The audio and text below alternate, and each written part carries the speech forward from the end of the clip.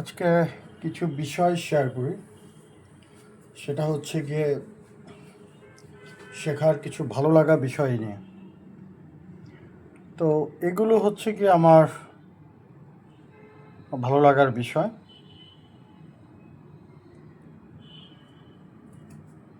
এগুলো তারপরে এই প্রকৃতি, এরপরে এই যে কারি পাতা, এই যে এসির পানিটা কাজে লাগিয়ে এই যে এখানে সংরক্ষণ করে এই পানিটা জমিতে দেওয়া,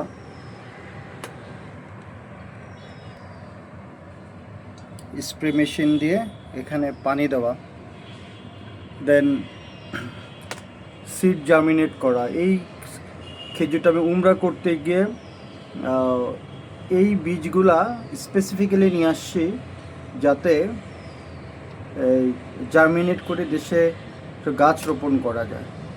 তারপরে এই যে বোম্বাই মরিচ বা নাগা মরিচের বীজগুলো করি, এটাকে কি বলে, রোদে শুকাচ্ছি করে তারপর এরকম আরও বৃক্ষ মেলায় গিয়ে 5-6টা সিড ট্রি কিনেছি, এখানে রোপণ করব। আর এগুলো কিছু ছাদে কিছু রোপণ করব, কিছু বাড়িতে রোপণ করব। তো এখন যে প্রসঙ্গটা নিয়ে টানতে যাচ্ছি সেটা হচ্ছে, তো যেটা বলছিলাম, আমার পছন্দের বিষয়গুলো হচ্ছে এগুলো, আর অপছন্দের বিষয় হচ্ছে কি এগুলো। এখন কেন অপছন্দের বিষয় সেটা একটু শেয়ার করি। এগুলো হচ্ছে গিয়ে একটা সাপ্লাই চেইন ম্যানেজমেন্টের অংশ। তো সাপ্লাই চেইন ম্যানেজমেন্টের অংশ হিসেবে এগুলো আছে। এগুলো দিয়ে বড় বড় ব্যবসা প্রতিষ্ঠানের সিইও হচ্ছে, হয়তো ব্যবসাটাকে সুন্দরভাবে ফ্রেমিং করছে। বাট এটা আমার কাছে মনে হয় এটা একটা সার্টিফিকেটের জন্য।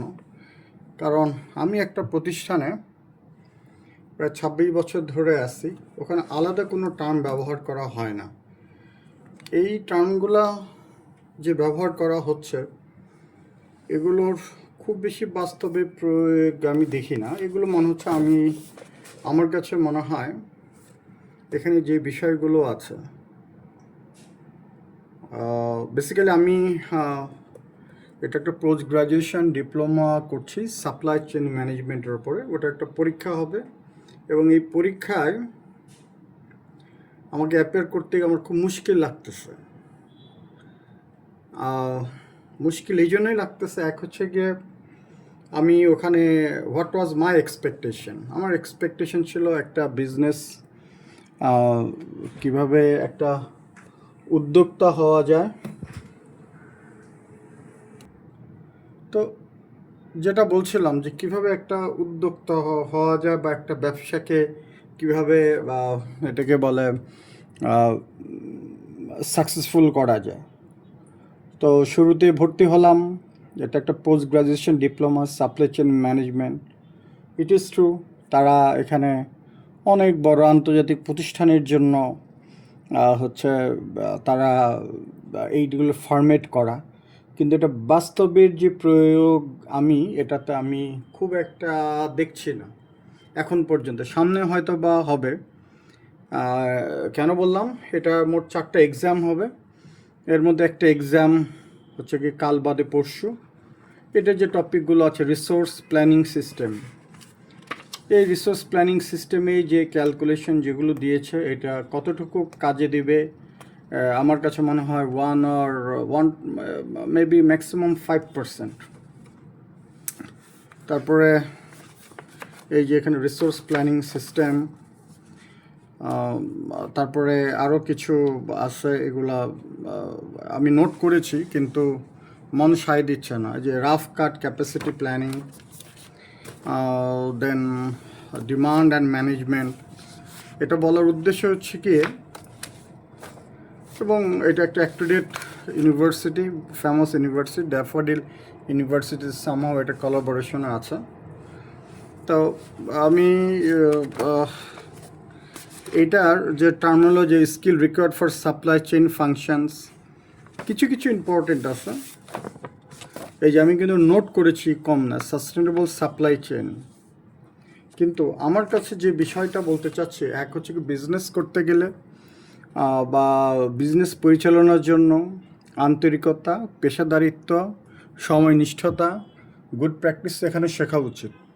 আর যার যেটা ভালো লাগে, তো সাপ্লাই চেইন ম্যানেজমেন্টে বা এটা আমার বিজনেসটা ভালো লাগে, বাট এই যে যে এক্সাম যেগুলো দিচ্ছে এবং যে ক্লাস দিচ্ছে এগুলো ভালো লাগে না। আর কোনগুলো ভালো লাগে, লাইক আমার প্যাশন আছে অ্যাগ্রো নিয়ে, শুরুতে যেগুলো দেখালাম আই লাইক দোজ।